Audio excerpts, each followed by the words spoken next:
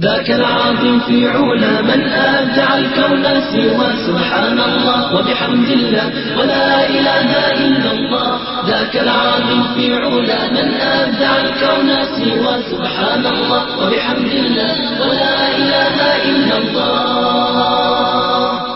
من أنزل الأمطار وفجر الأنهار وأنبت الأزهار تزخرف الجبال. من أنزل الأمطار وفجر الأنهار وأنبت الأزهار تزخرف الجبال. ذاك العظيم في علا من أبدع الكون سوى سبحان الله وبحمد الله ولا إله إلا الله. ذاك العظيم في علا من أبدع الكون سوى سبحان الله وبحمد الله ولا إله إلا الله. من علم العصفور في الجو أن يطير ومن جلى الغدير ودفاق الشلال. من علم العصفور في الجو أن يطير ومن جلى الغدير ودفاق الشلال. ذاك العظيم في علا من أبدع الكون سوى سبحان الله وبحمد الله ولا إله إلا الله. ذاك العظيم في علا من أبدع الكون سوى سبحان الله وبحمد الله ولا إله إلا الله.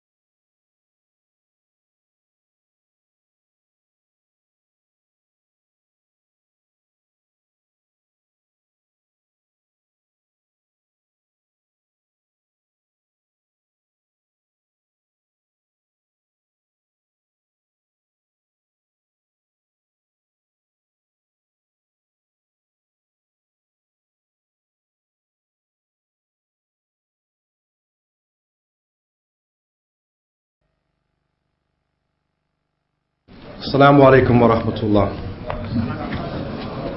بسم الله الرحمن الرحيم.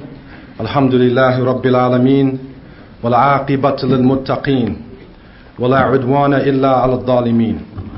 وأشهد أن لا إله إلا الله وحده لا شريك له وأشهد أن محمدا عبده ورسوله صلى الله عليه وعلى آله وأصحابه ومن دعا بدعوته واستنى بسنته إلى يوم الدين وسلم تسليما كثيرا. أما بعد. All praises are due to Allah, Lord of the worlds. And surely the best reward is for those who have taqwa.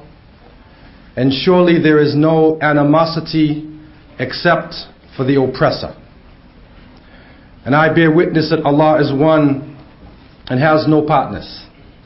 That Muhammad, the son of Abdullah, is his servant and his last messenger. And may Allah always and constantly send peace and blessings to Muhammad and to his family and his companions and all those who call to his way and establish his sunnah to the day of judgment. As to what follows, when the armies of Islam had conquered the Mediterranean islands, it was a great day of cheer. The Muslims were joyous. Allah had given them victory in a place that they never thought that they would reach. And as the armies moved around in happiness, they found one of the companions of the Prophet sallallahu alaihi wasallam, Abu Darda radiyallahu an. They found him bitterly crying. Baka buka'an murra. And they came to him and they said, Ya Aba Darda, why are you crying? Allah has given us victory. Allah has opened up these lands. And he answered them, these people have disobeyed Allah. And He has given us authority over them. And I fear the day would come when we would disobey Allah and He would give them authority over us. Sadaqta ya Aba Darda, radiyallahu ank. This day has surely arrived. O you who believe, Muslims are at the crossroads. And in few times in history have there been such contradictions in front of us. Such a vast ummah, so much potential, so many young, prepared, strong men, intelligent, strong women, but yet such defeat on the ground, confusion, humiliation. And although the ummah is rising, for many people who don't necessarily have that full perspective, to realize that we are coming up. We're coming out of a low point in our cycle. For many people, it's hard to deal with this contradiction. And so we need to have an honest analysis. And we need to speak to each other in sincerity.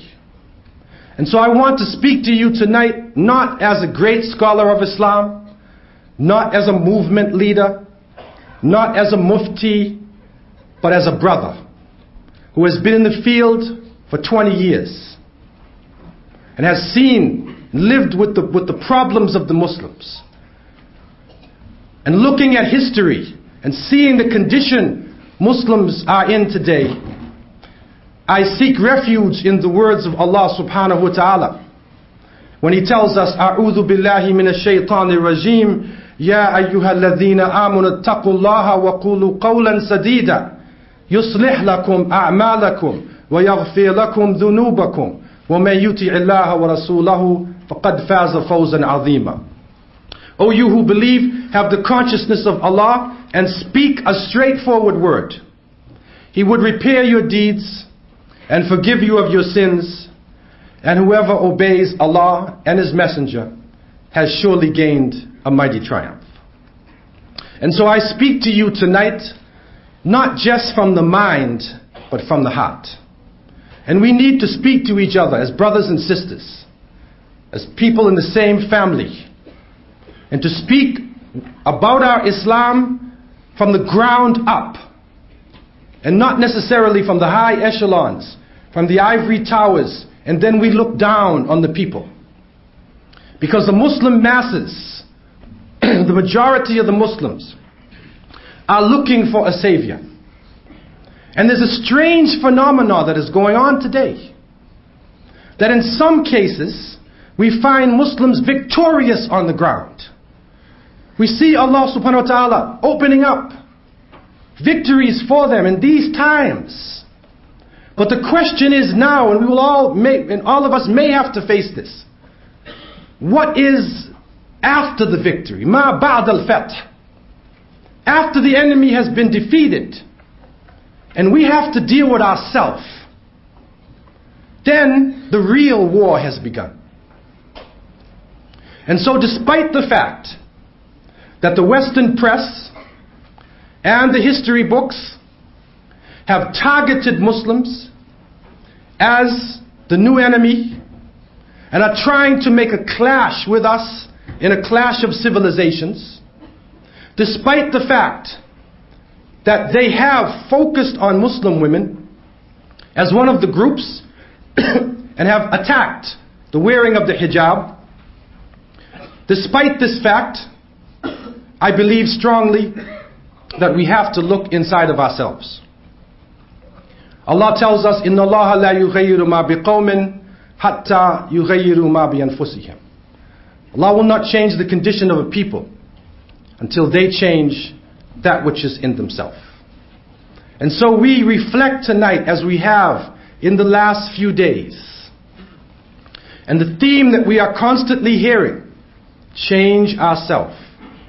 What we are constantly hearing, that Allah subhanahu wa ta'ala has told us, أعوذ بالله من الشيطان الرجيم يا أيها الذين آمنوا اتقوا الله ولتنظر نفس ما قدمت لغد واتقوا الله إن الله خبير بما تعملون ولا تكونوا كالذين نسوا الله فَأَنْسَاهُمْ أَنفُسَهُمْ أُولَٰئِكَ هُمُ الْفَاسِقُونَ. O you who believe, have the consciousness of Allah, and let every soul look to what it has put forward for tomorrow, and fear Allah. Surely Allah is well aware of all that you do. And be not as those who forgot Allah, and so He made them forget themselves.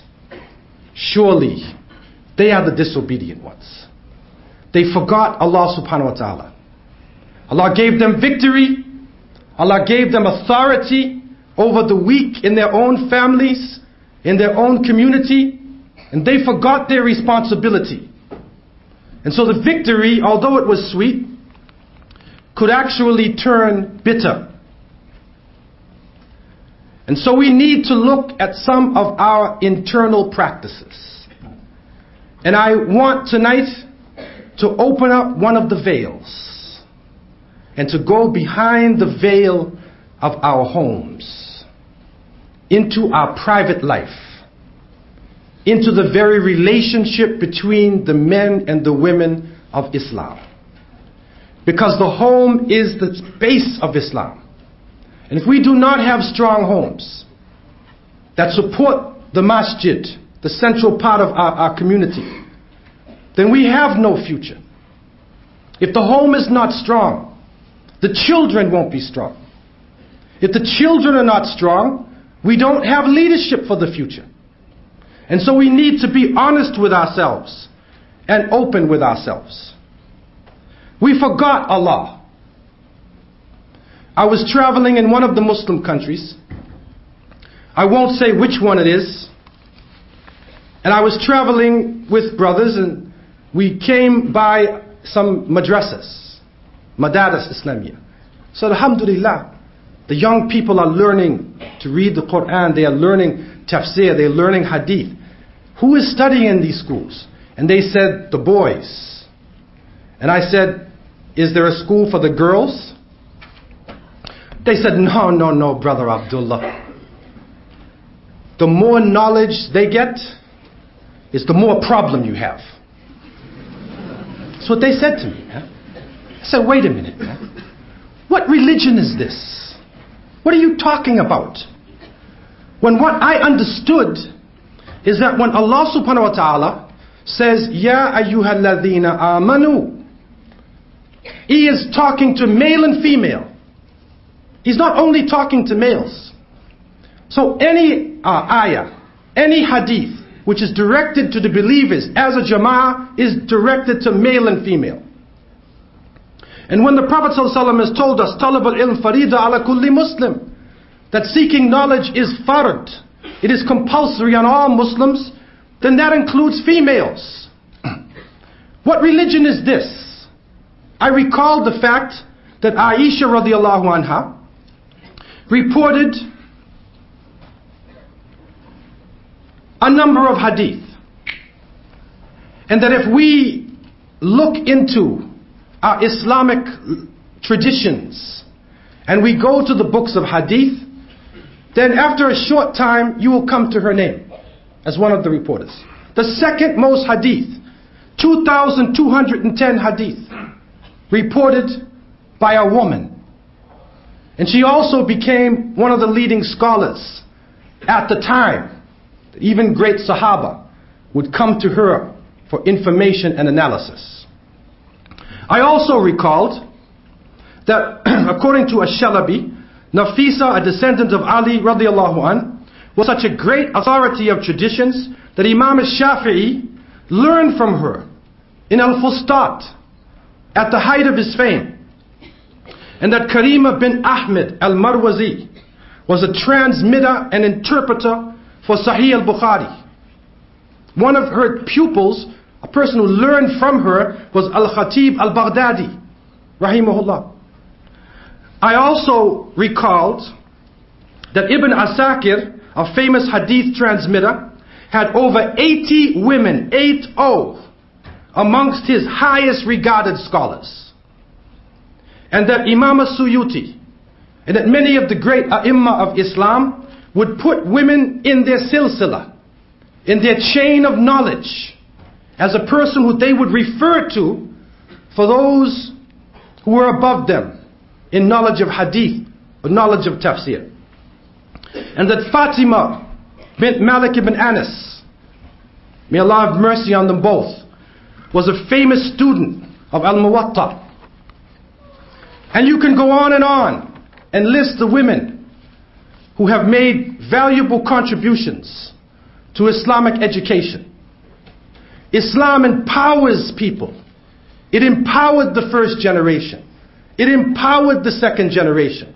It empowered the third generation. It empowered the great scholars of Islam. How now could we be disempowering people in the name of Islam? We forgot Allah. In one Muslim country, and I am reporting to you directly from the community that I was involved in before, the testimony from the women of this nation, and I won't say which nation, so one is against the other, but in this live true report, the women said, we were taught that you cannot enter paradise unless you get a beating by your husband. You can't enter paradise. Which religion is this? What sunnah are you talking about? When the Prophet ﷺ, it is recorded, never struck any of his wives. You want to do sunnah? Like you do sunnah rakats? You want to be sunnah like you tie your imamah? The Prophet ﷺ never struck any of his wives. That's a sunnah. But yet, we find something else. The Prophet, peace be upon him, also said, إِنَّمَا النِّسَاء شَقَائِقَ الرِّجَالِ. That women are the blood relations of the men. The shaqiqa. This is not just somebody who has a relation, but a close relation. So how could you be humiliating and beating and striking somebody who is a close relation of you? How can it be done? How in the name of Islam could a woman be struck by a man who claims he fears Allah subhanahu wa ta'ala? Viciously struck. And yes, there is. There's no doubt about it in Surah An-Nisa, as we know. There is a verse, number 34, that allows permission for a light tap to be given to a woman who is disobedient. After counseling her, warning her, leaving the bed, calling in counselors on both sides, then a light tap is allowed. But how many men in their rage can actually give a woman a light tap? I want to deal with reality now, brothers. And I'm talking to myself. How many can actually give a light tap? Like a handkerchief or a miswak? Most of the brothers, they're coming in like Mike Tyson.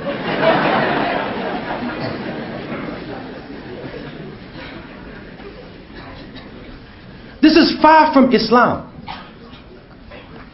And Allah tells us, never forget, لا تكونوا كالذين نسوا الله فأنساهم أنفسهم. And I fear one saying of the Prophet, peace and blessings be upon him.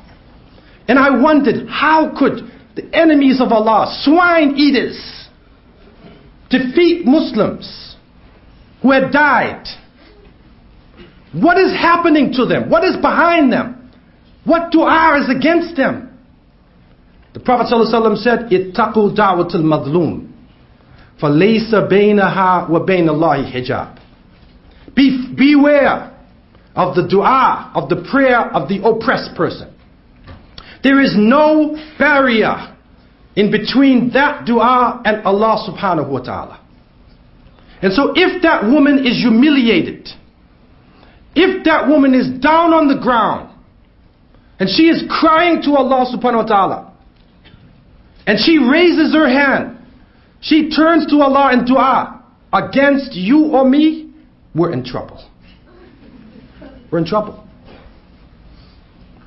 We forgot Allah subhanahu wa ta'ala.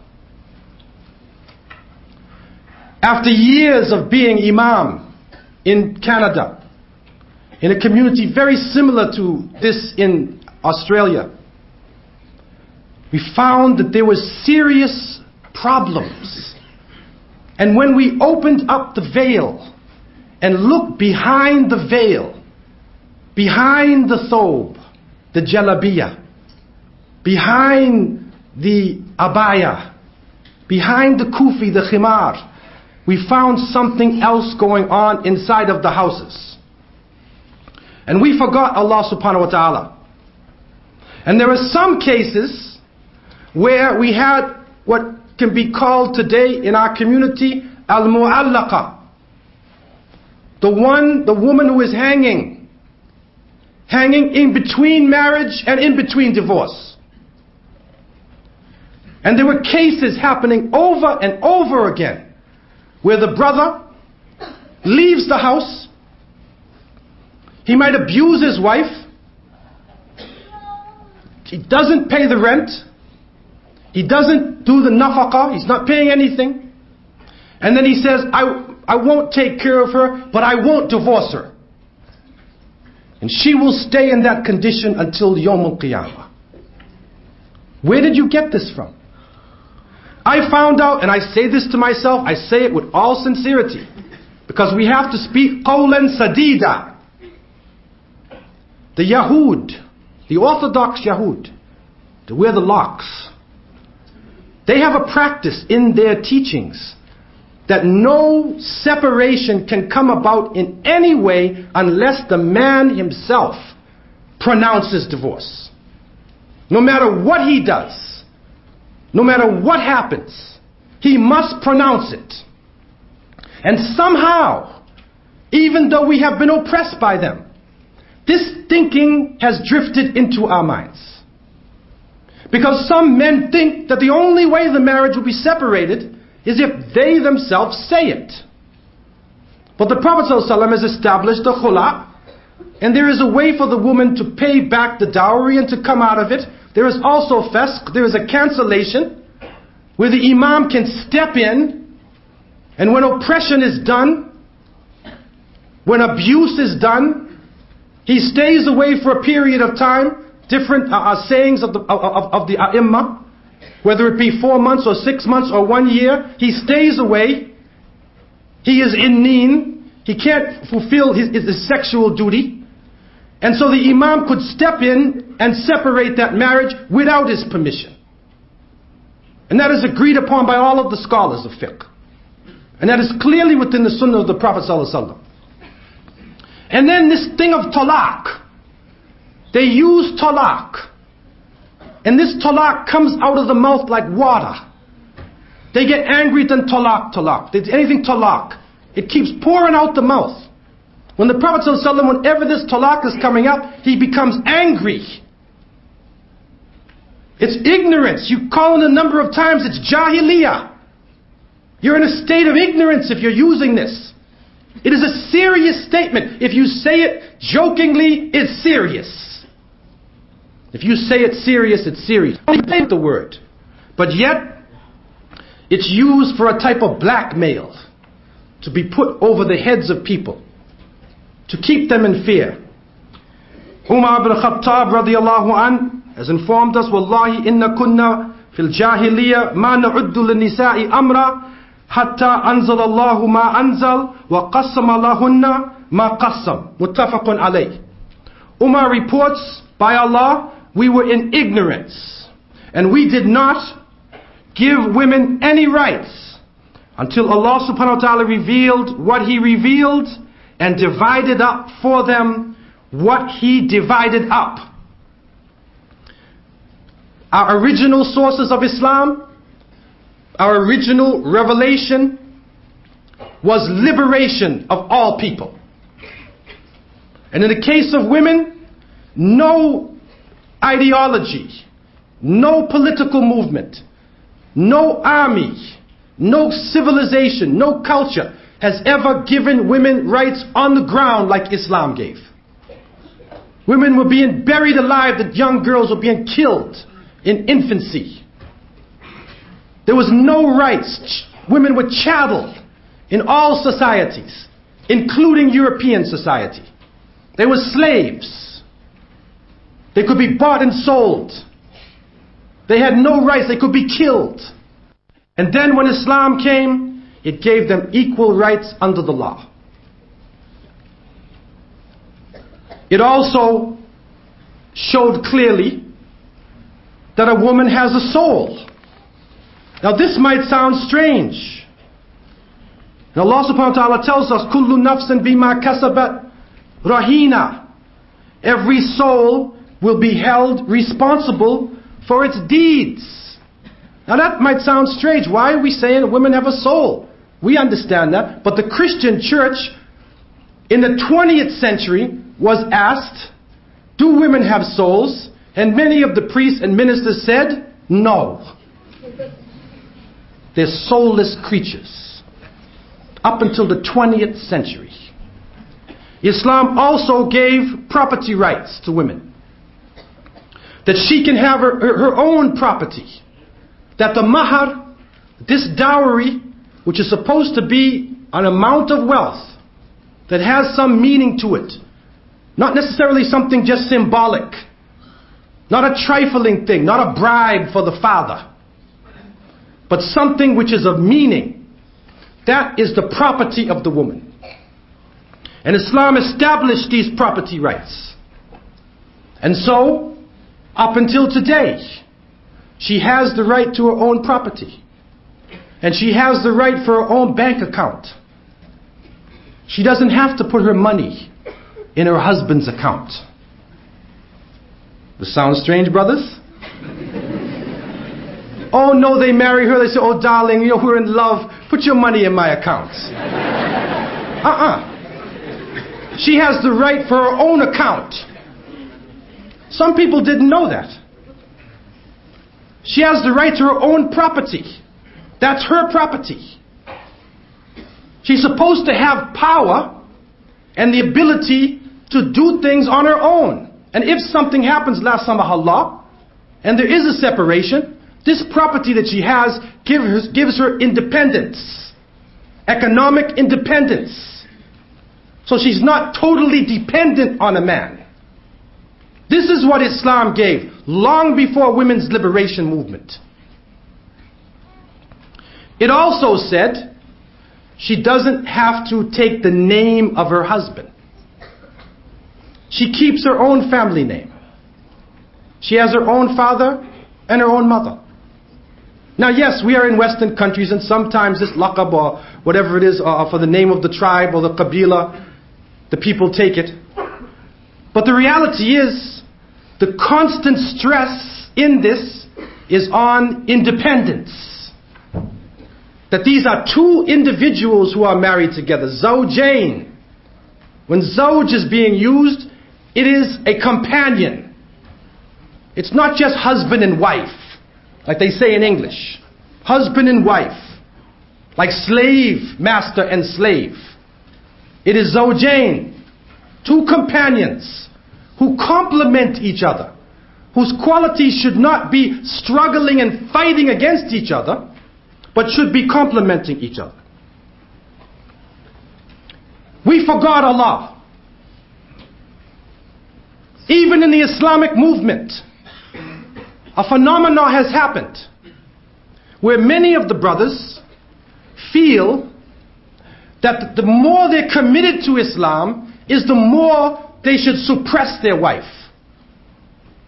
Lock her up, shut her up. Don't have her involved. Hide her away. Crush her intellect. And they think that this is Islamic. And I'm not talking about the separation, which is a natural thing in Islam. But Allah subhanahu wa ta'ala gave the rights of education to the women. We didn't give it to them. And even what has happened in America, that there are, in the case of some African Americans, and it happens to other people too who are entering into Islam, where the woman, during the period of slavery, was the building block. She was the center of the whole family. Most of the people in the slavery and apartheid periods didn't even know their father.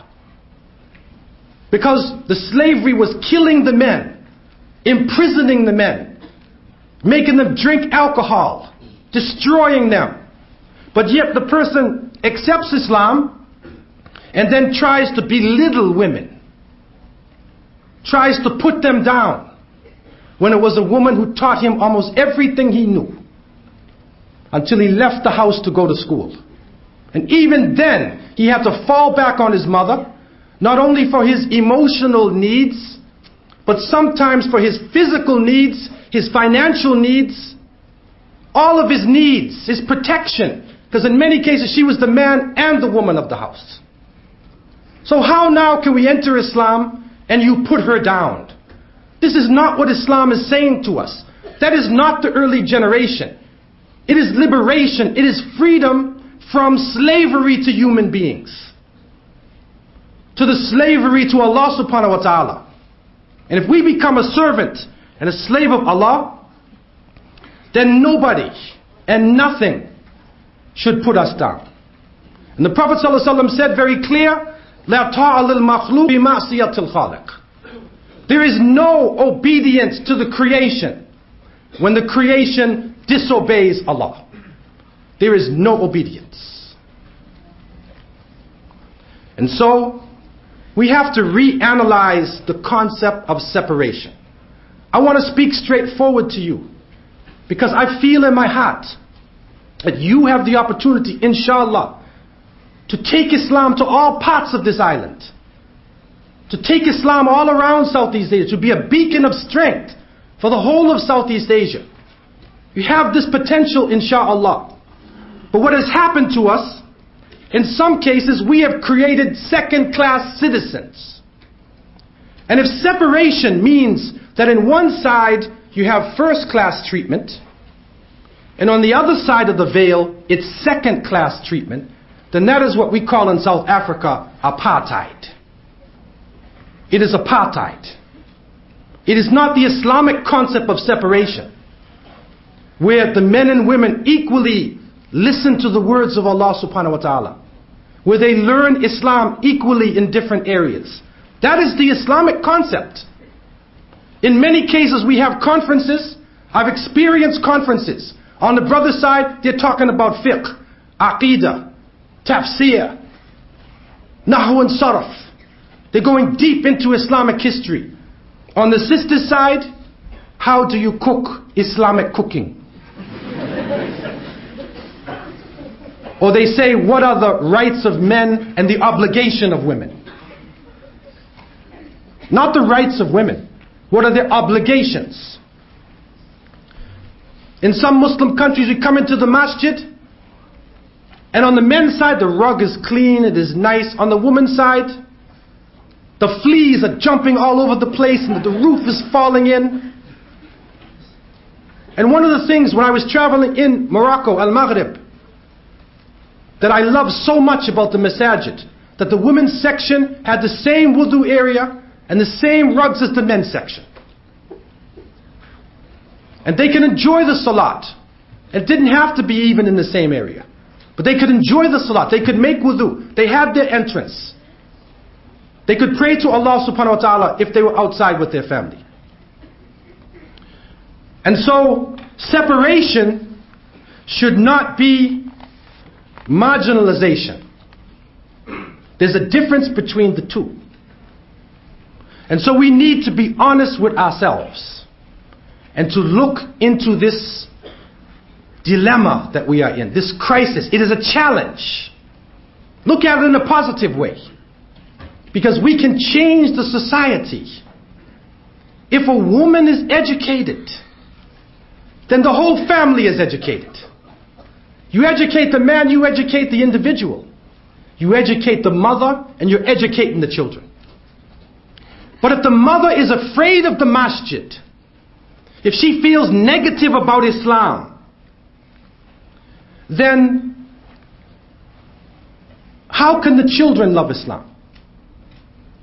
If the Prophet ﷺ has given certain rights to women, how can we take it away?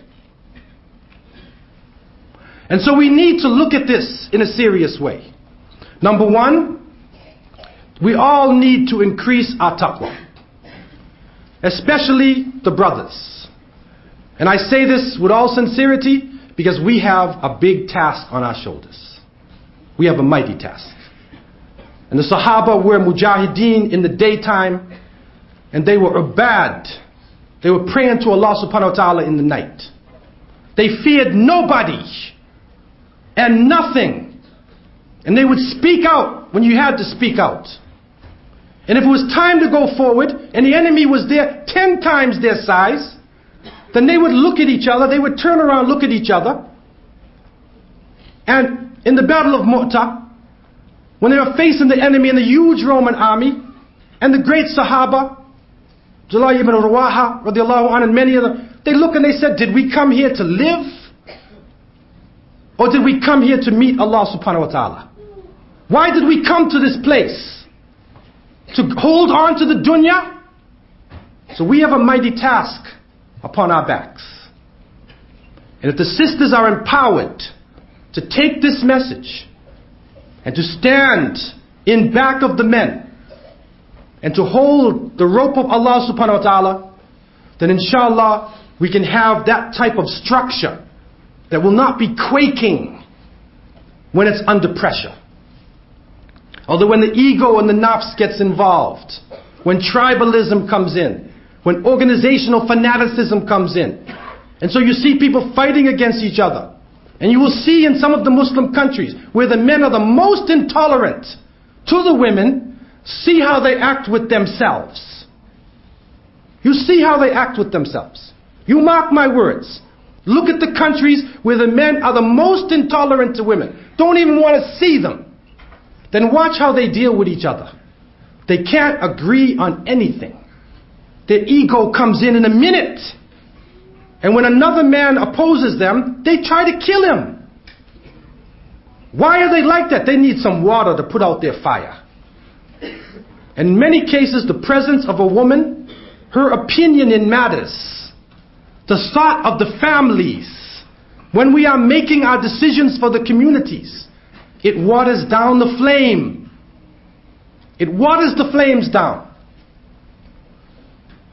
When the natives in America would build settlements and would make a decision in their shura, they would say, what would happen 3 generations from now?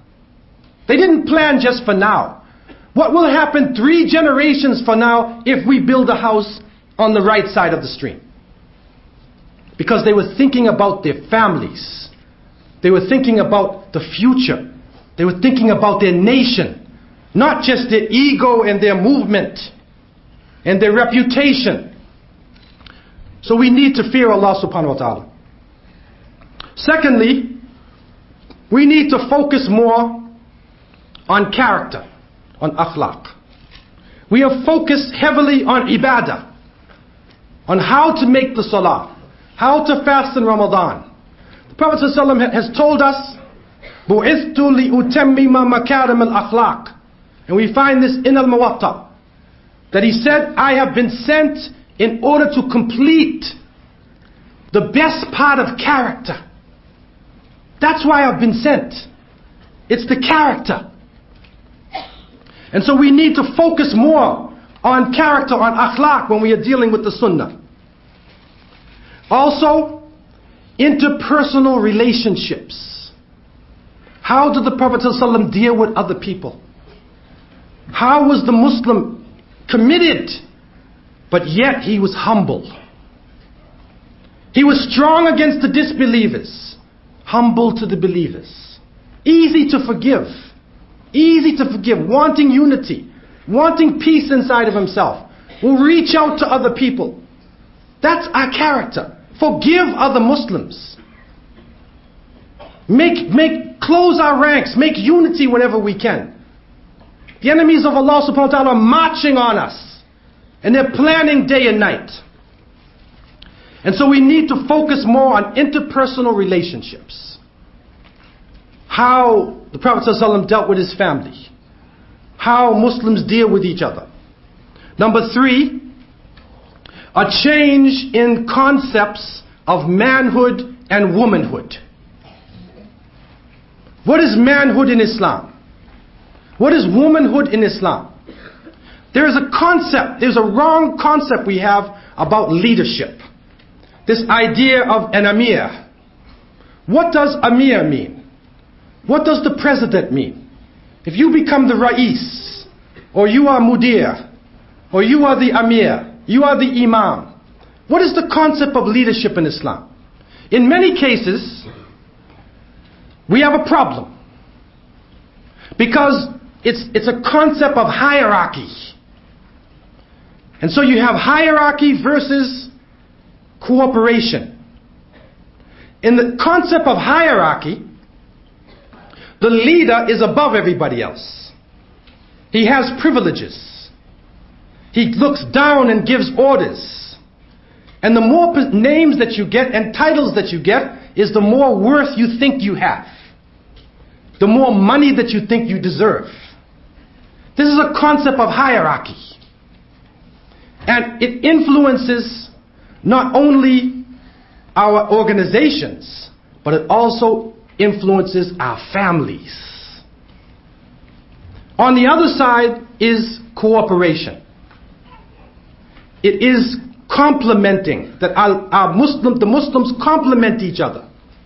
And it is said that the Prophet ﷺ was a humble person. And when the people used to hear about his reputation, and they would come to Medina, they would be trembling, they would be afraid. But when they met him, they never wanted to leave him. On one occasion, the person came in and looked at the circle, and he said, "Which one of you is Rasulullah sallallahu alaihi wasallam? Which one of you?" Like he couldn't see, he was not on a throne. He was not special. The people, he would come in the room, and the people would stand up. And he would say, "Sit down." And he would shake their hands sitting down. What do our leaders do today in the Muslim world? He wants to travel from his office to another building, and the police are lining the road 2 days before. Because he wants to go from one office to another office. And he flies by. Or he comes inside the masjid, he wants to make Jummah so everybody can see that he's making salat and they won't overthrow him. And so they kick people out the way. Let him pray. This is not Rasulullah sallallahu alaihi wasallam. A humble person. But when the revelation came, when it was time for the command, all eyes were upon him. People wanted to do everything that he was doing. Even how he moved his hand, how he wore his clothes, how he ate his food. They wanted to do everything like him. They loved him that much. So cooperation, the leader is the most responsible person. That's what the leader really is. He's the one who should be thinking at night about the Jamaat when everybody's sleeping. He goes in the front lines. Rasulullah sallallahu alaihi wasallam, many of the battles, and Hudaybiyah especially, we see when the Muslims were attacked, they were surprised.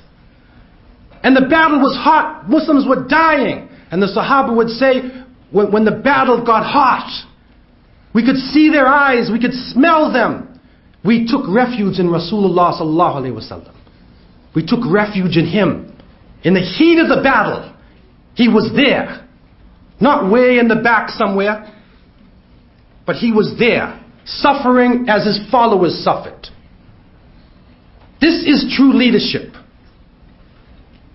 And so hierarchy on one side and cooperation on the other side.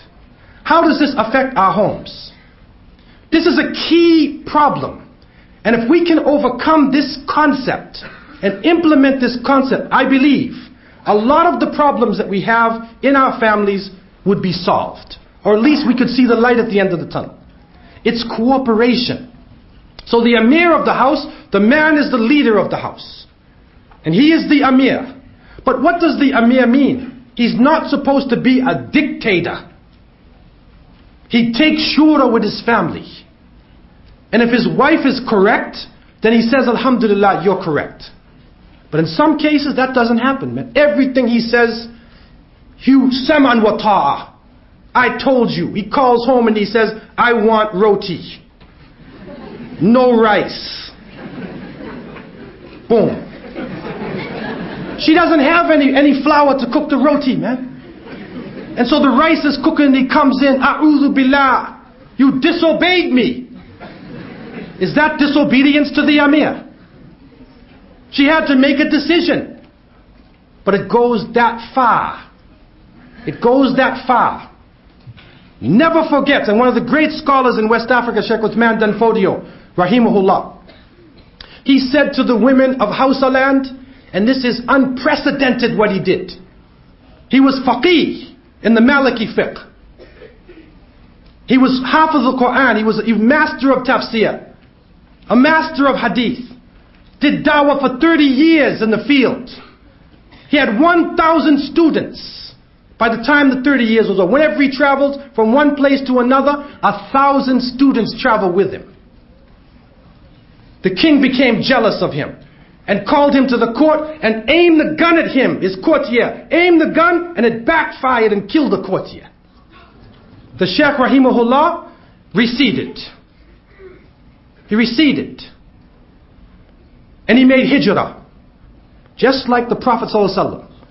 Then he took bay'ah. The Prophet ﷺ came to him in a dream and gave him the sword of truth and told him, take it forward.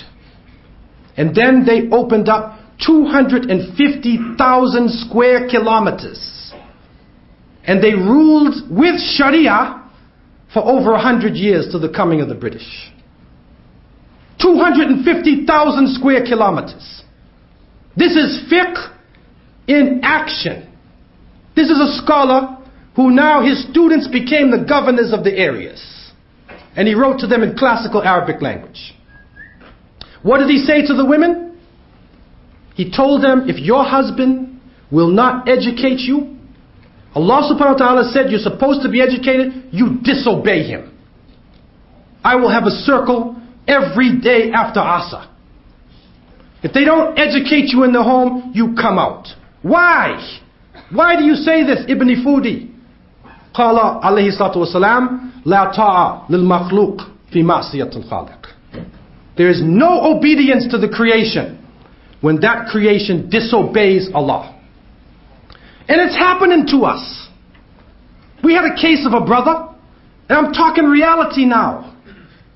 We want to feel good. I'm a little light sometimes, because this is really a sad story, the whole thing.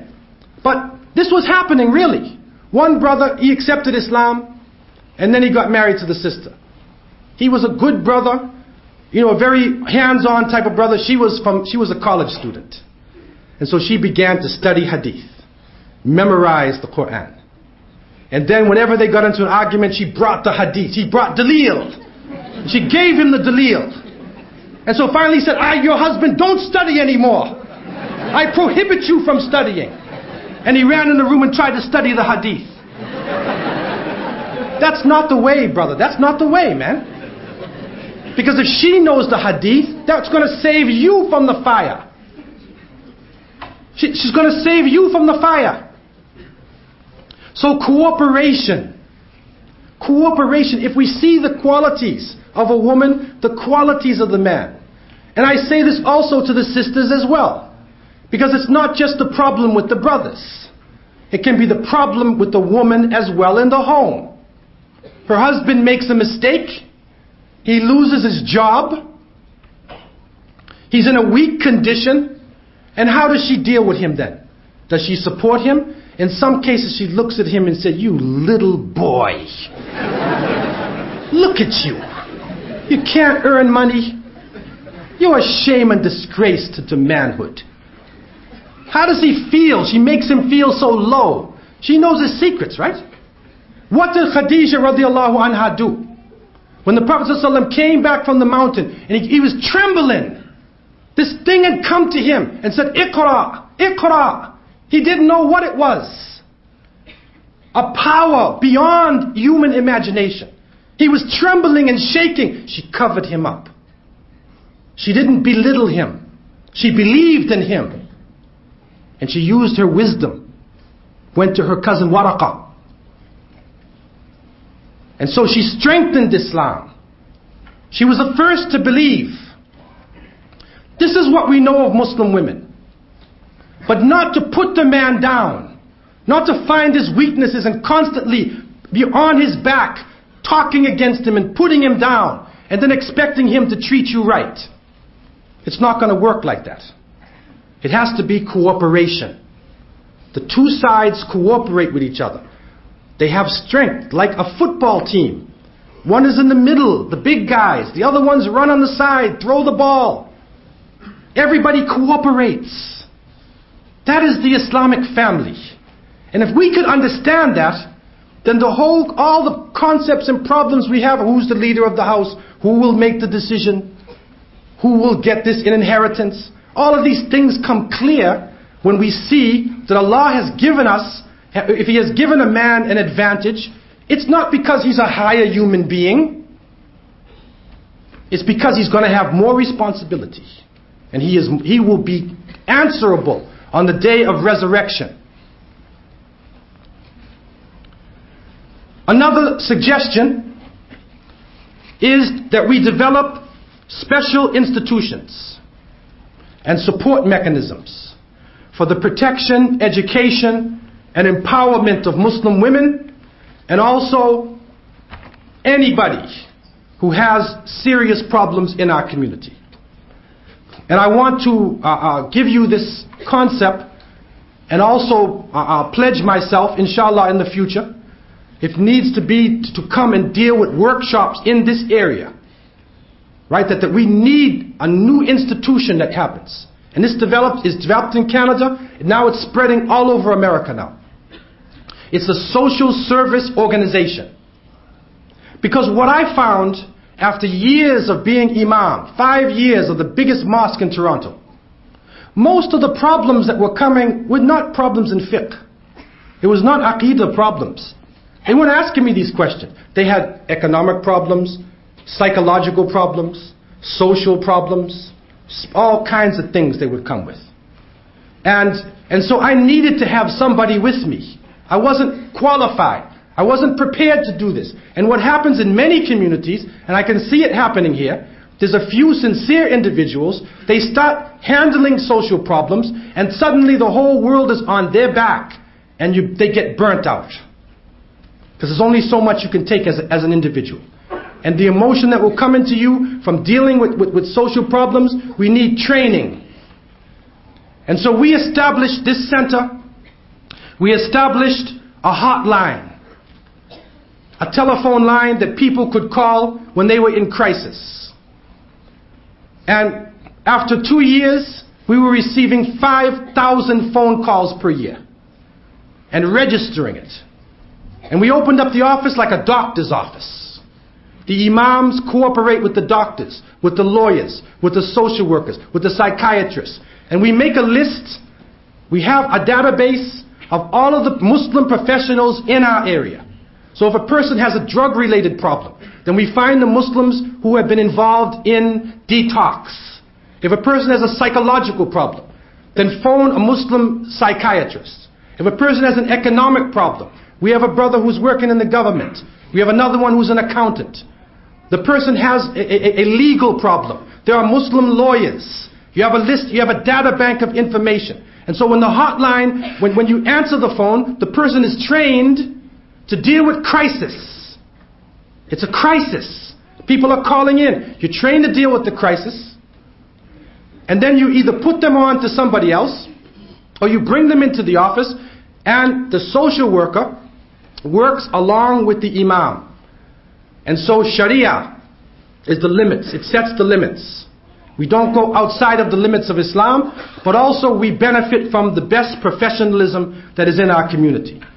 And so we handled counseling, we handled family problems, youth problems, housing, marriage, abuse problems. So many problems of abuse behind the veil. We also gave people referrals. We referred to immigration problems, housing, social assistance, legal problems, shelters, food banks, employment centers, health, Muslim community resources. We got the green book. We had set up with all the resources in the community. Also education. We had classes for deaf Muslims, hearing impaired. Because you may have some hearing impaired Muslims. And what we developed, and this is another level which I make as a suggestion, when we had a speaker come, we would have a signer standing right here. And the deaf Muslims would sit there near the signer. He would listen and he would do the signs. So they would get the lecture also. And there are many hearing impaired Muslims that need to hear the word of Allah subhanahu wa ta'ala. Also guidance counselors, education, Islamic heritage, dawah classes, training and development, burial services. Also community development. Our community is in crisis, or in the midst of a society in crisis. So we need to have discussions and programs along with our fiqh and our aqidah, anti-violence, health, anti-racism, youth employment, consultation, recreation, youth development, camps develop out of this, workshops, training programs for the youth. And so we developed this institution to empower the community. And sisters need to be empowered. Not only just reading the books, but sisters need to have skills. And when we are involved in education, we naturally continue to practice our Islam. We wear our clothing. We are modest, male and female. And if we have to sacrifice our Islam, then we're not going to be involved. But if we can go out and get the education, then we need it for our community. Sisters need to be empowered with skills, with education. Also, even physical training. The sisters need physical training as well. Now that might sound strange to you. But you know what happened to us in Toronto? We had a rapist. And he only raped Muslim women. A devil out of hell. Only followed the women with scarf. Okay? So then we trained the sisters. So the sisters started to take what they call wendo. A soft form of self-defense. Wendo. And so when she finished the course, she broke a board. And it said Zainab broke this board on April 22nd, 2001. And she went home and put it over her bed. And the next time her husband was about to hit her, he looked at the board. And he said, MashaAllah, tabarakallah, MashaAllah. And then he remembered the ayah. وَأَمْرُهُمْ شُورَ بَيْنَهُمْ. And their affairs are handled in mutual consultation. And so it empowered the sisters. Alhamdulillah, they caught the rapists. They got him. Threw him in jail. But the sisters realized then they were empowered. And they needed this. It's part of the Islamic personality. They are attacking people with hijab in other countries. I don't know if it's happening here. I don't believe it's happening yet. But in France and in Quebec, in Canada and other parts, you can be attacked on the street if you are wearing the scarf. And so it is happening in Western countries. And it will eventually come forward. The stronger the Muslim world gets, and the weaker the Western world gets. And so we need to be empowered. We need to fear Allah subhanahu wa ta'ala. And we need to close our ranks. And I leave you, I say this to myself with all sincerity. اتقوا دعوة المظلوم فليس بينها وبين الله حجاب. Fear the dua or the call of the oppressed. There is no barrier in between that and Allah. And I ask the sisters to forgive us. Forgive us. We don't know what we're doing. I ask the brothers, if you are on the right path, alhamdulillah. If you have made a mistake, we need to make tawbah. And we need to ask Allah subhanahu wa ta'ala to have mercy on us and to empower our families and to give us the strength to stand up to this tidal wave of kufr that is growing in the society today. I leave you with these words, and I ask Allah to forgive me and forgive you. أقول قولي هذا وأستغفر الله لي ولكم والسلام عليكم ورحمة الله وبركاته.